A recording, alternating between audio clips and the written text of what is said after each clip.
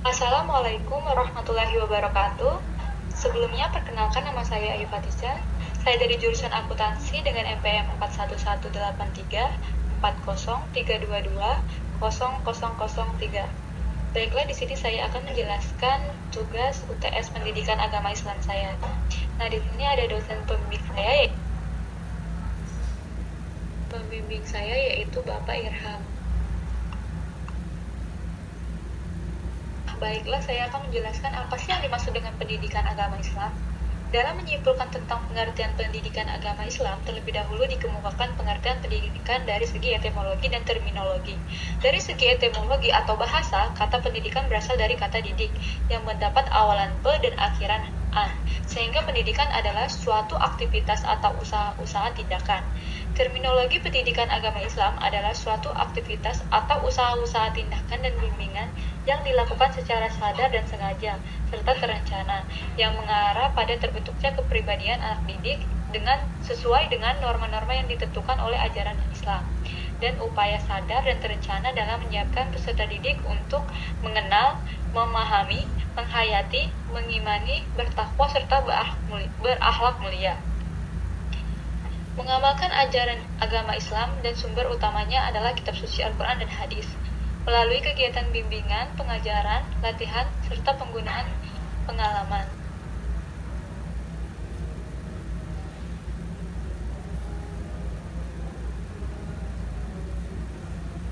Mengapa sih kita perlu mempelajari agama Islam? Karena dengan mempelajari agama Islam, kita dapat tahu apa yang harus kita lakukan, dan mana yang perintah dan mana yang larangan. Bagaimana caranya beribadah yang sesuai dengan aturan syariat dan mana yang tidak diperbolehkan. Tujuan mempelajari ilmu adalah menghilangkan kejahilan dan kebodohan, mengibadahi Allah dengan cara yang Allah kehendaki, dan pasti Allah akan menjanjikan ilmu yang bermanfaat. Rasulullah Shallallahu Alaihi Wasallam mengingatkan bahwa menuntut ilmu, memahami, serta mempelajari setiap ilmu agama Islam wajib bagi setiap umat Muslim. Hadis riwayat Ibnu Majah.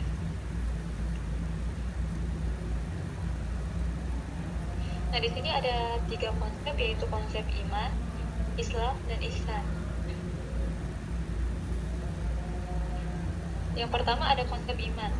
Menurut bahasa Arab, kata iman berasal pada kata amanah, yu'minu, imana, yang secara harfiah atau etimologi dapat diartikan sebagai percaya dan yakin.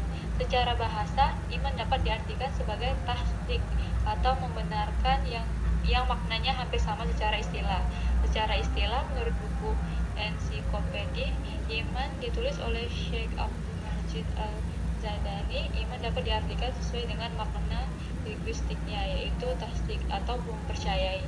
Iman secara istilah, maknawi atau terminologis merupakan percaya dengan yakin akan keberadaan Allah Subhanahu wa taala, malaikat Allah, kitab-kitab Allah dan rasul-rasulnya, hari akhir, serta percaya dengan adanya qada dan qadar yang telah terangkum dalam iman menurut ajaran Islam. Adapun iman menurut istilah artinya sesungguhnya adalah meyakini sepenuh hati dengan penuh keyakinan. Nah, berarti orang yang beriman itu orang yang sudah percaya sepenuh hati bahwa adanya Allah, malaikat-malaikatnya, kitab-kitabnya, rasul-rasulnya, hari akhir, dan qada dan qadar. Nah, yang kedua ada konsep Islam. Islam merupakan salah satu agama terbesar di seluruh dunia saat ini. Agama Islam juga menjadi satu-satunya agama yang diridhoi oleh Allah Subhanahu wa taala. Kita sebagai umat muslim harusnya bersyukur karena tinggal di Indonesia, di mana mayoritas penduduknya beragama Islam. Islam dalam bahasa Arab merupakan masdar dari kata aslama yuslimu, islaman, yang artinya taat, tunduk, patuh, berserah diri kepada Allah. Sedangkan jika dilihat dari asal katanya, Islam berasal dari kata aslamu, aslama, istalama, salim, dan salam. Masing-masing kata tersebut memiliki arti sebagai berikut. Aslamu artinya damai, perdamaian. Maksudnya Islam adalah agama yang damai dan setiap muslim hendaknya menjaga perdamaian.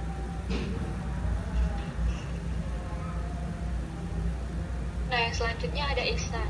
Secara bahasa, ihsan berarti berbuat baik. Ihsan adalah kebalikan dari isah yang berarti berbuat buruk. Ihsan juga dapat berarti berbakti dan mengabdikan diri kepada Allah Subhanahu wa taala dengan dilandasi kesadaran dan keikhlasan. Berbakti kepada Allah Subhanahu wa taala tersebut dapat berupa berbuat sesuatu yang bermanfaat baik untuk diri sendiri maupun sesama manusia. Ihsan dalam beribadah kepada Allah adalah seseorang hamba yang beribadah kepada Allah seakan-akan ia melihat Allah.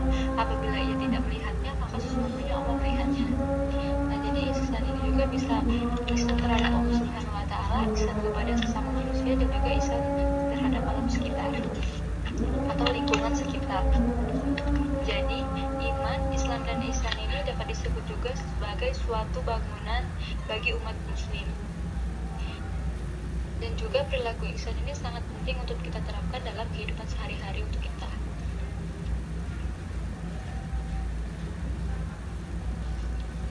Mengapa sih ihsan penting dalam kehidupan sehari-hari? Ihsan ini harus kita terapkan dalam kehidupan sehari-hari sehingga jika kita berbuat baik, maka perbuatan itu selalu kita niatkan untuk Allah Subhanahu wa taala. Sebaliknya, jika terbesit niat kita untuk berbuat keburukan, kita tidak mengerjakannya karena ihsan tadi.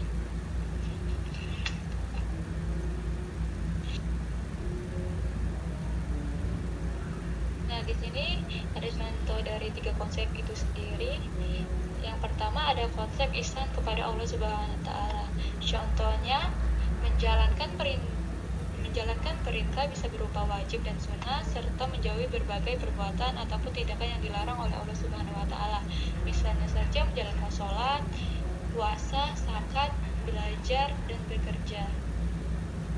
Nah, yang kedua ada ihsan kepada diri sendiri, yaitu dengan cara memberikan hak-hak diri dan tidak mengebirinya, seperti memberinya makan makanan yang halal dan baik, menjauhkan dari makanan atau minuman yang haram, dan membawa mudarat serta menikah apabila sudah mampu melakukannya.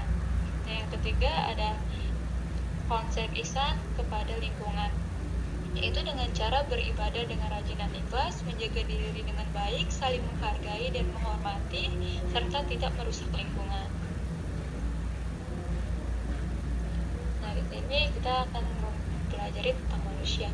Manusia dalam pandangan Islam adalah makhluk yang diberikan amanah oleh Allah Subhanahu wa taala yang wajib ditunaikan. Manusia juga memiliki berbagai macam karakter, yang dengan karakter tersebut antara yang satu dengan yang lainnya menjadi kelebihan sekaligus kekurangan. Memiliki unsur dan daya materi yang memiliki jiwa dengan ciri-ciri berpikir, berakal, dan bertanggung jawab pada Allah Subhanahu wa taala dan diciptakan dengan memiliki akhlak.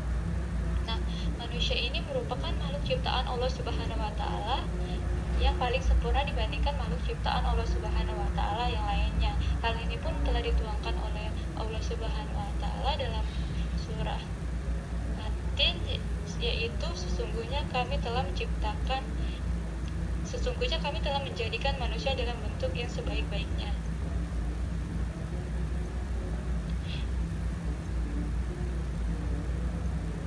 Nah, di sini ada tawasyud. Tawasyud adalah sikap tengah-tengah, sedang-sedang, tidak ekstrem kiri ataupun ekstrem kanan. Sedangkan tawazun yaitu sikap berimbang atau harmoni dalam berhikmat demi terciptanya keserasian hubungan antara sesama umat manusia dan antara manusia dengan Allah Subhanahu wa taala. Sedangkan i'tidal yaitu sikap netral, adil, dan lurus.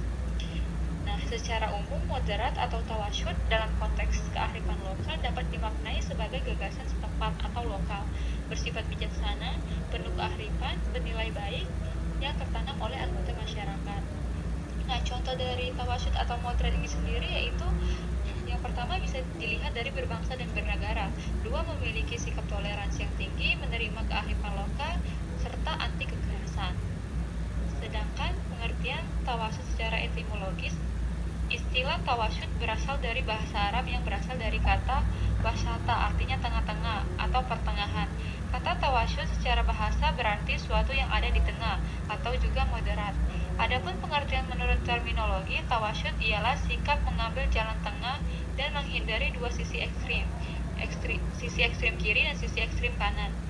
Dalam hal ini pengertian tawasyud yaitu nilai-nilai Islam yang dibangun atas dasar pola pikir dan tindakan tengah-tengah dalam memahami agama, tidak ekstrim ke kanan dan juga tidak ekstrim ke kiri, tidak berlebihan dan juga tidak berkekurangan. Tawasyud ini juga bisa didefinisikan sebagai sikap moderat yang berpijak pada prinsip keadilan dan perilaku adil serta lurus dan mewujudkan keseimbangan serta berusaha menghindari segala bentuk taharuf atau ekstrim keras atau radikal. Tawasul juga dapat dipahami sebagai sikap menghindar dari pola pikir yang fundamentalitas atau kanan dan liberalis atau sekularis kiri.